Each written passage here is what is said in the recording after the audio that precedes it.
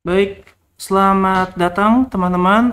Assalamualaikum warahmatullahi wabarakatuh. Selamat Waalaikumsalam pagi warahmatullahi wabarakatuh. kepada semua peserta dan juga Pak Taufik ya. Selamat Ya, datang kembali di Yeti Coaching Clinic. Kita udah lama makasih nih Mas nggak Bayu. ngobrol-ngobrol. Ya, teman-teman, sebelum memulai tentunya saya mengingatkan dulu ya, protokol kesehatan yang sedang berlaku saat ini masih berlaku. Jadi memang belum selesai nih, virusnya nggak mati-mati rasa ya.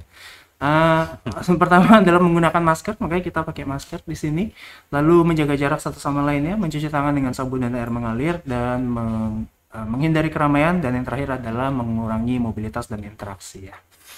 Nah, teman-teman, kita kedatangan tamu yang tentunya spesial ya, di mana Pak Taufik namanya adalah expert di bidang ekspor logistik ya. Di mana ini teman-teman kalau memang sudah mau ke ekspor ya, teman-teman berkecimpung di dalam bidang ini gitu, karena ada beberapa yang harus dipenuhi terutama syarat-syaratnya. Saya sih taunya ada dokumen-dokumen ya, pasti Betul, nomor betul, satu ada betul. dokumen-dokumennya ya. Pasti.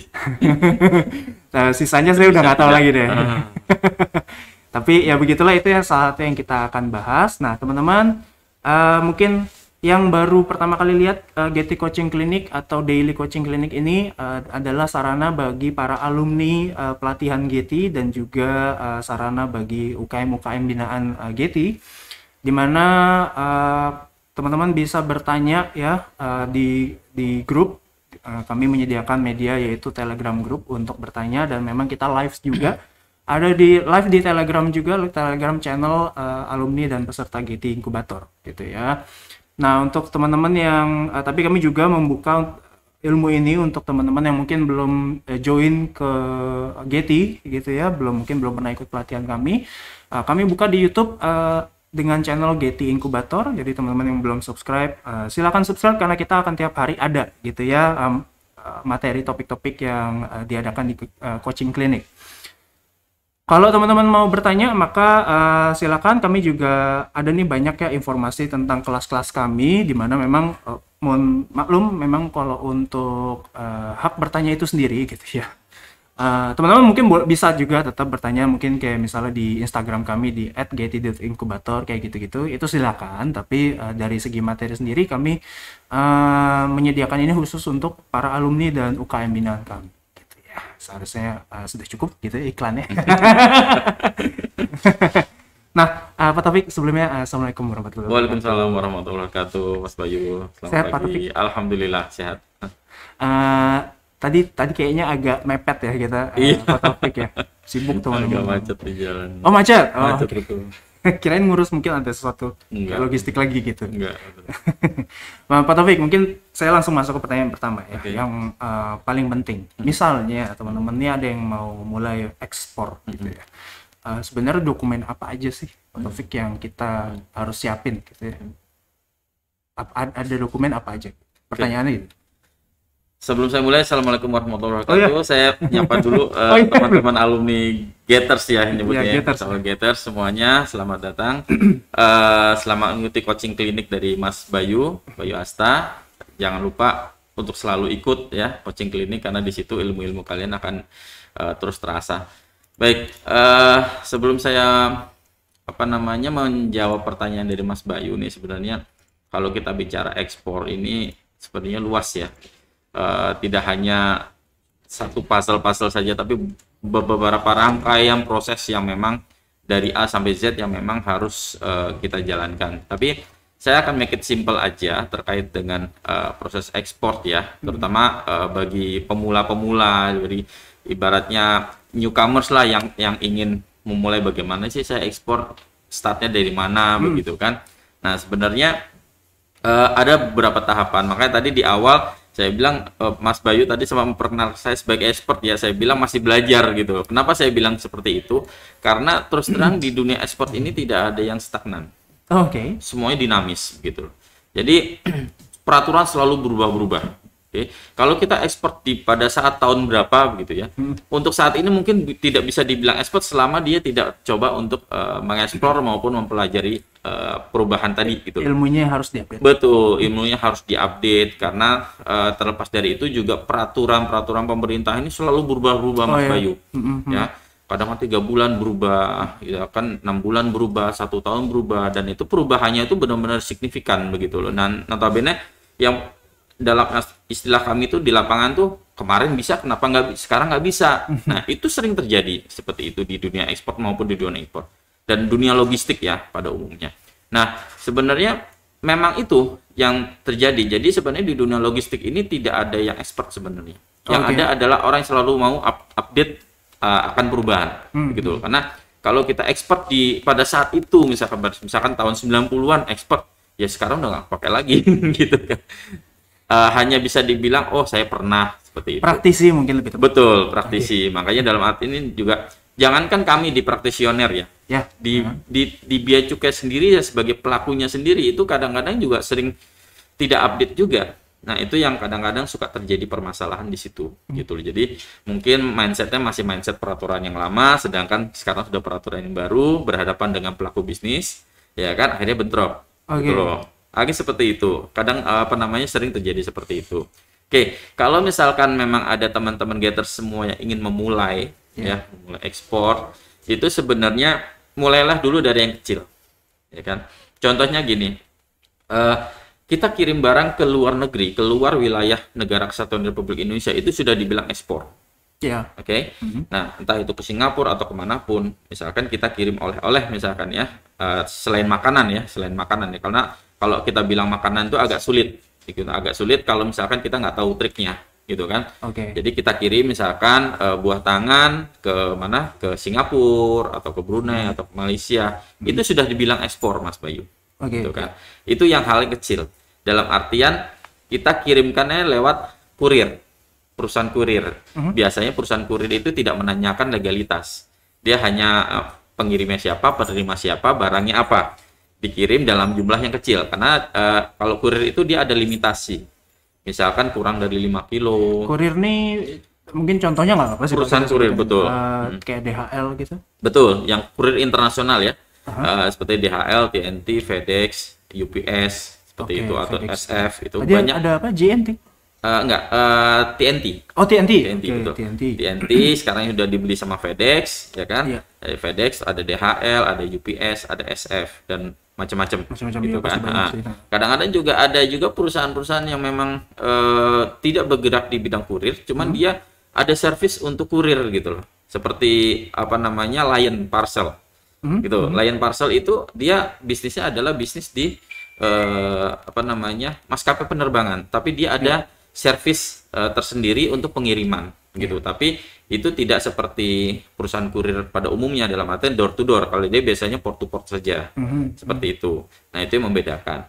Nah, kalau misalkan domestik ya kita tahulah banyak GNT, ada Tiki, ada JNE segala macam ya, seperti itu si cepat. Nah, itu yang membedakan antara domestik dan internasional gitu loh. Nah, kalau misalkan internasional dalam small package yang kecil itu kita kirimkan ke mereka, nah mereka akan kirimkan sampai ke Doring. Itu yang simple.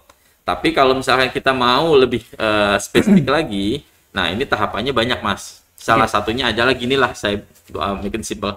Sebelum kita mau ekspor, kita harus punya dulu produk nih, Mas Bayu. Gitu loh. Jadi kita yakinkan dulu. Kalau misalkan ingin ekspor, harus tahu dulu apa yang mau diekspor. Gitu.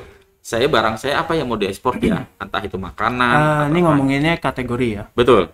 Kategori produknya itu apa? Maksudnya bukan, saya mau jualan apa ya? Bukan gitu ya? Bukan. Kategorinya. Asumsi kami adalah kalau teman-teman udah mau ekspor, berarti emang udah jualan. Betul. Ya? Teman-teman ingat pasti ada alurnya ya. Sebelum kita ekspor, berarti kita udah jualan secara lokal dulu kan gitu ya.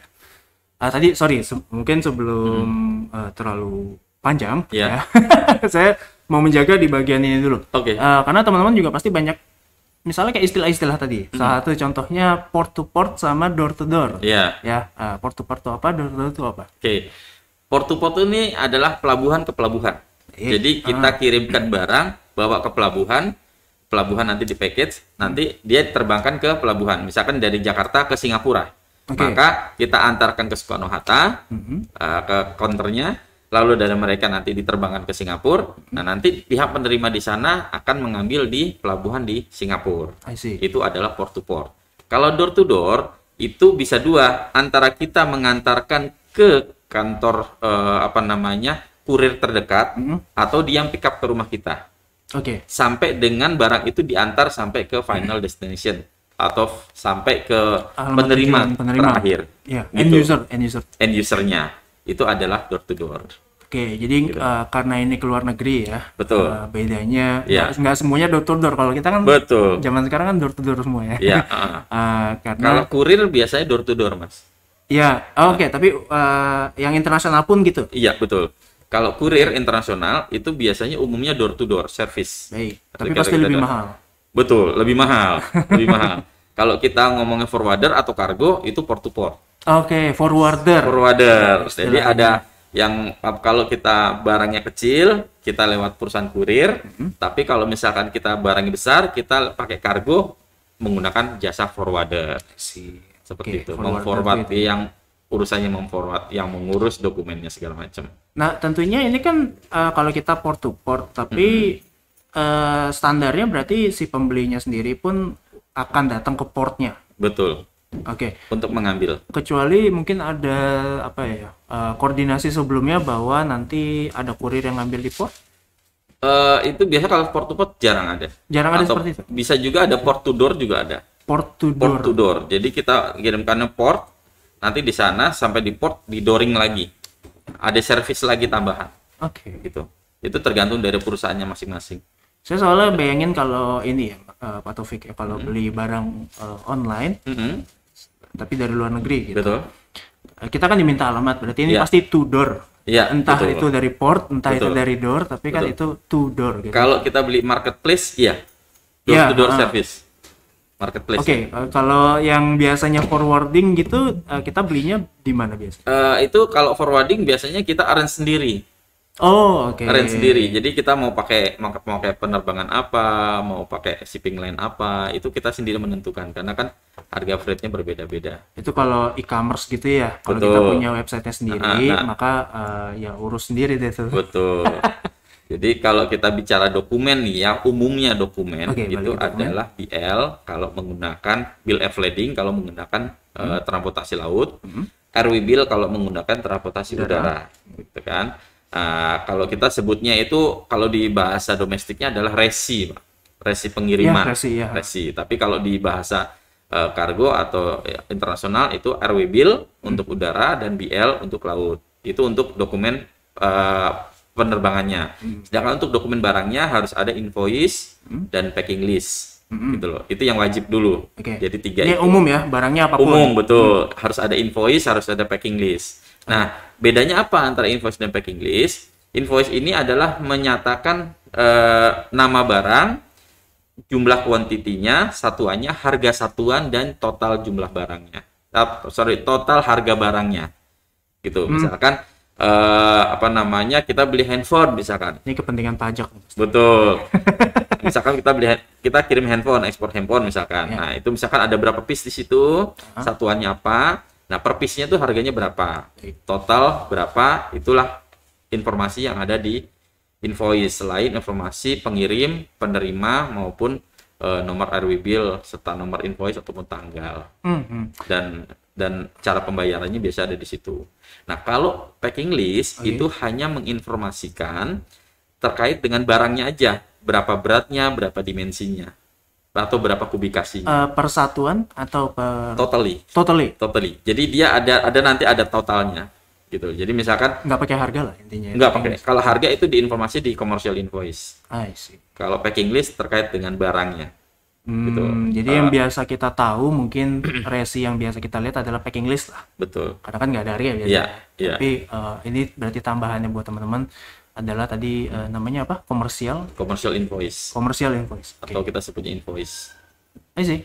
Nah, itu berarti ada 3 dokumen tadi yang semua kategori pasti ada. Pasti ada. Baik. Kalau kita bicara ada dokumen, itu namanya dokumen utama, Mas. Ya. Kalau ada lagi dokumen tambahan. Nah, ini yang tergantung dari kategorinya. Betul, ada lagi dokumen pendukung. Gitu. Kalau kita bicara ekspor itu atau impor ada 3 dokumen itu. Ada dokumen 3 utama. jenis dokumen. Ya, ada dokumen utama, Hah? dokumen tambahan, dan dokumen pendukung. Oke. Gitu. Boleh yang pendukung tadi deh. Oke. Dokumen pendukung Kalau tuh dokumen intinya pendukung ini biasanya tergantung dari menempel dari spesifikasi barangnya sendiri. oke. Contoh misalkan kita kirim kopi atau kita kirim arang batok misalkan, atau kita kirim makanan. Nah, itu biasanya dokumen pendukungnya adalah kalau misalkan kita kirim kayak misalkan saya ekspor arang kelapa ya, biasanya dari pihak importir itu meminta spesifikasi daripada barang ini itu kandungannya apa saja. Oke. Maka itu saya harus lampirkan yang namanya Certificate of Analysis. Itu yang saya serahkan kepada pihak laboratorium tersertifikasi. Nanti jadi sebelum saya ekspor, saya kirim barang itu dulu ke lab, diuji dulu, dilihat kandungannya, berapa airnya, berapa arangnya segala macam, secara secara komposisi itu dituangkan ke dalam Certificate of Analysis. Itu adalah dokumen pendukung. Itu dokumen pendukung. Atau misalkan kalau misalkan saya kirim tumbuhan, maka saya harus urus yang namanya sertifikat fitosanitari. Baik. Gitu, itu karantina tumbuhan. Gitu. Nah, itu kan dokumen pendukung. Pendukung. Saya berusaha memahamin konsep kenapa ada dipisahin lagi dokumen tambahan sama dokumen pendukung. Betul. Kalau dokumen tambahan contohnya? Nah, kenapa harus ada dokumen pendukung dan dokumen tambahan? Dokumen pendukung ini adalah masuk ke kategori dokumen sekunder, Mas. Ada dokumen primer, ada dokumen sekunder, ada tersier yang tambahan tadi. Yang dokumen tambahan ini harus mau nggak mau harus dilampirkan. Kalau misalkan dokumen utama itu kalau misalkan nggak ada, dia nggak akan bisa berangkat. Oke, Gitu. kalau dokumen utama pasti. Dokumen utama. Kalau dokumen tambahan, ini dokumen yang mendukung daripada barang itu sendiri, gitu loh. Jadi kalau misalkan dokumen itu tidak disertakan, itu biasanya tidak akan bisa untuk terbang atau dikirimkan. Tanpa dokumen tambahan pun. Betul. Oke. Seperti itu. Tapi kalau dokumen pendukung itu biasanya dibutuhkan oleh pihak importir, tapi tidak dibutuhkan oleh negara. Oh, I see. Gitu. Contoh misalkan perusahaan ini harus tersertifikat, harus ada ISO-nya segala macam. Nah, itu dokumen Baik, pendukung. tapi untuk masuk ke satu negara itu nggak perlu dokumen pendukung. Betul. I see. Cuman kadang-kadang ada importer yang saya minta dokumen ini, Ya. notabene itu tidak dibutuhkan. Ya, saya bayanginnya kayak kalau kita ekspor atau impor HP ya tentunya yang nantinya jual itu harus tahu kan ini spesifikasi. Ya betul, spesifikasinya tadi ya. Mungkin juga spesifikasi persis dari tiap HP-nya itu sendiri minimal atau paling nggak tipenya gitu ya. Tapi negara cukup udah cukup bahwa izin postel misalkan itu atau aja. udah cukup tahu aja tuh udah cukup bahwa ini HP oke, buatan mereknya ini oke, fine, sampai situ udah cukup gitu, dan harganya mungkin ya. Betul. Ya kan akhirnya kan mereka butuh memungut pajak. Itu sih kalau kita bicara terkait dokumen. Tentunya banyak banget ya teman-teman, kita nggak cukup lah kalau kita harus bahas ini semua, tapi memang pagi ini goalnya adalah Pak Taufik ya, boleh ya saya ngasih goalnya sebenarnya adalah untuk teman-teman membuka pikiran ya pada dunia ekspor ya, terutama kalau kita ngomongin di bagian logistik, dan ini spesifik kita ngomonginnya dokumennya ya. Betul. Karena pasti kan dari pengalaman kami pun UKM itu memang begitu mereka mau ekspor tuh kayak ngeblank banget Pak. Betul. Ya, ngeblanknya luar biasa. Pak Taufik pasti pernah lah, sering kali mungkin ya menghandle, bantuin UKM kita juga. Bingung karena kayak nggak ada titik mulai. Berarti tadi bisa nggak kalau saya bilang titik mulainya adalah kategorisasi dulu dari produknya ya secara akurat dan standar internasional ya. Karena kan ada nggak kita bilangnya ini makanan tapi sebenarnya apa ya, bukan makanan atau gimana, tanaman misalnya. Iya. Kan bisa gitu. Ada tanaman yang bisa dimakan juga gitu. Nah itu kan udah belibet lagi tuh. Betul. Tapi kalau sampai 2 kategori gitu apa? Itu masuknya ke tanaman. Oh gitu. Tanaman. Ini spesifik RO-nya, betul.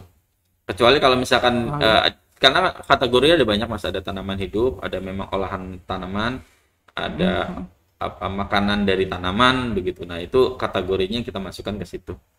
Oke. Gitu. Karena masing-masing Sayur. barang itu harus ada HS-nya. Kita nyebutnya harmonized system, yaitu pengklasifikasian barang. Jadi ada raw material, ada setengah jadi, ada barang jadi. Nah, itu semua terdefinisi, terkategorikan dengan baik dengan dalam HS code itu. Oke, HS code saya itu pernah lihat ya. Nah, kenapa kadang-kadang UKM itu bingung ya? Karena ya kita wajar juga sih, karena itu ilmunya beda lagi. Ya. Bukan dari sisi keilmuan, tapi dari sisi tugasnya sendiri sebenarnya UKM hanya bertugas untuk memproduksi saja. Baik. Ya kan? Jadi dia hanya concern terkait dengan produksi, production aja. Jadi dia bagaimana memproduksi barang sesuai dengan permintaan pasar atau permintaan importir. Nah, inilah yang harus ada korelasinya atau kerjasama antara pihak yang mengerti akan ekspor, dunia ekspor, dengan pelaku usaha. Ini yang kita kawinkan. Dan sinilah Getty ada untuk itu. Dalam artian UKM tidak ditinggal sendiri, tapi kita bantu dia untuk memberikan edukasi bagaimana cara memprosesnya sampai dengan barang berangkat. Tapi yang terpenting adalah dia harus punya produk unggulan dulu yang nanti akan dikurasi, ya kan, yang nanti akan kita carikan bayarnya. Nanti setelah ada bayarnya, baru nanti kita kita jalankan proses-proses dari ekspor itu sendiri. Gitu. Ya, jadi agak iklan lagi nggak apa ya. Memang Getty pun membuka kesempatan juga untuk teman-teman. Ya, tentunya kalau mau mendaftar, kalau daftarnya kemana, Mas? Pak Taufik? Bisa hubungi ke Getty langsung ke Getty aja ya. Mungkin kalau teman-teman bingung, mulailah dari Instagram kami, selalu begitu ya. Boleh di Instagram kami boleh, atau karena teman-teman tergabung dalam grup alumni pun ya boleh juga nanya di situ. Nanti kita akan, kalau memang teman-teman berniat, nanti akan kita sampaikan gitu ya. Tapi mungkin saya tadi ngomonginnya cari bayarnya dulu, karena kan bayarnya bisa di negara yang ternyata peraturannya berbeda, benar nggak? Betul, Ya, betul. Jadi syaratnya pun jadi berbeda juga. Iya. Nah, sebenarnya kita juga bantu juga, Mas Getty. Itu kan kita kita sudah terafiliasi dengan Alibaba.com. Ya, kan? Oke. Nah, itu nanti teman-teman bagi yang baru-baru untuk memulai ekspor, daripada ribet-ribet, mendingan gabung dengan kita. Nanti kita kenalkan dengan satu tim di AXI kami, ya kan? AXI. Nanti kita kenalkan dengan Alibaba.com. Jadi di sana teman-teman nggak perlu pusing lagi untuk memulai bagaimana ekspor, karena semuanya step by stepnya akan kita arahkan. Gitu loh. Ada Getty punya sister company lah ya, punya sister company namanya AXI. Disitulah terkumpul UKM yang sudah ekspor, yang sudah mulai ekspor, teman-teman. Di mana ekspornya pakai platform Alibaba ya, itu global marketplace. Kita juga akan ngebahas di dalam coaching klinik, tapi bukan di sesi hari ini ya. Akan dibahas juga di hari, seingat saya besok atau lusa ya, kalau nggak salah. Ada salah satu expertnya juga. Selalu ikutin terus ya. Gitu ya. Atau praktisinya ya. Saya ngambil tadi istilahnya, saya ubah dikit, praktisinya ya. Karena proses ini adalah end to end, Mas. Gitu. Jadi nggak bisa, kalau saya hanya ibaratnya untuk ekspor tuh hanya dokumen tuh hanya bagian satu mata rantai saja. Iya, betul. Tapi dari mata rantai yang lainnya masih banyak yang harus dipelajarin. Gitu. Bagaimana cara mencari buyer gitu kan? Oh iya, itu. Nah, kita belum ke situ ya, sisi bisnisnya padahal. Oke. Nah, teman-teman, saya di sini mau mengingatkan aja, coaching klinik ini kan tempatnya teman-teman bertanya, jadi jangan ragu-ragu kalau teman-teman ada kebingungan. Mungkin biasanya sih karena kita memang masih di tahap-tahap awal ya. Dan ini juga kan kayak open mind. Saya biasa sih gitu sih, Pak Taufik, kalau lagi mengajar teman-teman, sesi open mind tuh nanya aja bingung. Karena lagi dibuka pikirannya gitu. Jadi kayak ini apaan intinya gitu. Nah, makanya kenapa kita keep it simple aja biasanya kalau di awal-awal.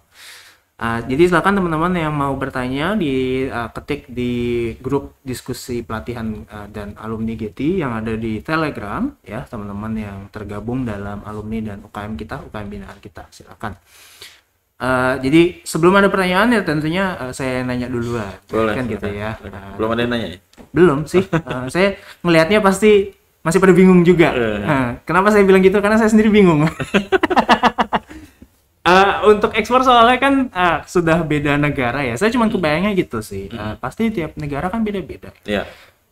Mungkin kita ngambil topik itu dulu deh. Di antara mungkin dari pengalamannya Pak Taufik gitu ya, negara yang paling gampang untuk kita melakukan ekspor tuh kemana sih Pak? Secara garis besar aja. Kalau secara garis besar saat ini masih Cina. Oh gitu. Ya, Cina masih yang paling gampang. Asia lah. Masih Asia. Asia gitu. Dalam artian lebih mudah, lebih cepat gitu kan, dan aturannya juga tidak terlalu sulit gitu. Seperti Singapura itu kan udah terbuka sekali ya. Itu paling mudah memang ke Singapura atau ke China atau ke Malaysia. Seperti itu. Oke, oh iya Malaysia. Ya, tapi semua tergantung lagi dari komoditinya. Makanya kan Ya. kita kalau misalkan mau ekspor, saya mau ekspor nih. Pertanyaan adalah kamu mau ekspor apa? Ke negara mana? Seperti itu. Barang ini Betul. terlarang apa enggak di negara tersebut? Gitu. Iya, jadi kita harus bisa melihat sebenarnya kebutuhan pasar nih kemana akan produk kita. Karena kan tentunya teman-teman kita semua kalau pengen ekspor kan dia harus pegang satu produk dong atau satu komoditi. Pasti Ya kan? Atau misalkan kalau misalkan tidak punya komoditi berarti harus mencari dulu nih produsennya siapa. Ya. Misal furniture, saya cari furniture di mana. Kalau misalkan Getters Jepara biasanya. betul, misalkan Getters punya kemampuan digital marketing atau mencari buyer, ya kan? Mungkin bahasanya lebih fasih gitu kan. Nah, itu bisa juga Getters untuk mencari kira-kira barang-barang apa yang kira-kira laku nih, gitu. Kalau misalkan Getters belum punya produk. Nah, tergantung lagi dari negara tujuannya kemana. Contoh misalkan gini, gula aren. Nah, kalau kita mau ekspor, kita harus tahu keunggulan produk kita apa. Gitu loh. Value proposition daripada value advantage daripada produk kita apa. Contoh misalkan saya punya gula aren nih. Nah, gula aren ini kandungannya apa ya? Gitu. Kita harus tahu. Nah, ini bagusnya untuk apa ya? Gitu loh. Nah, tujuannya siapa konsumen kami? Balik lagi kepada yang biasa Mas Bayu ajarkan? BMC ya. Bisnis model Canvas. Nah, itu di situ kan nanti akan langsung mengerucut. Gula aren ini sebenarnya cocoknya kemana? Untuk usia berapa? Untuk penderita apa? Nah, disitulah nanti kita cari. Misalkan gini, gula aren ini contohnya adalah sebagai pengganti gula sintetis atau gula pasir misalkan untuk penderita diabetes. Ya kan? Nah, itu kita terpikir, wah, negara dengan penderita diabetes terbesar apa ya?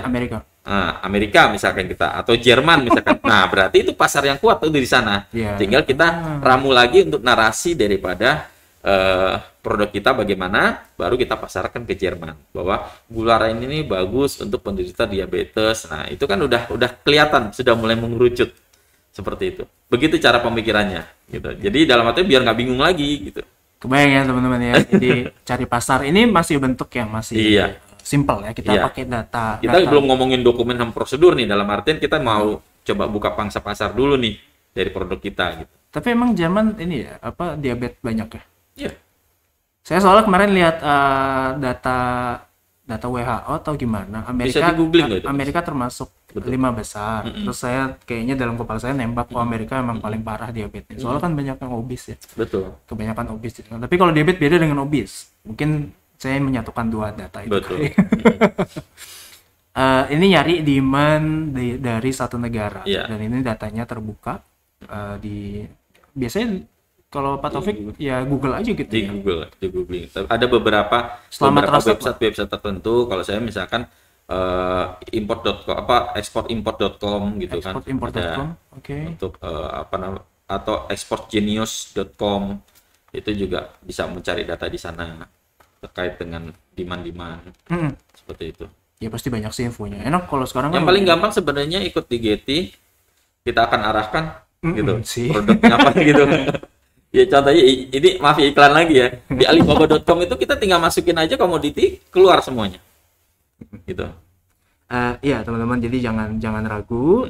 Kalau memang teman-teman udah di tahap situ ya, tentunya kan kita menyaring ya. Kalau teman-teman ternyata masih bingung jualan apa, itu harus marketplace dulu tuh, yang lokal dulu. Yang paling gampang marketplace, Mas.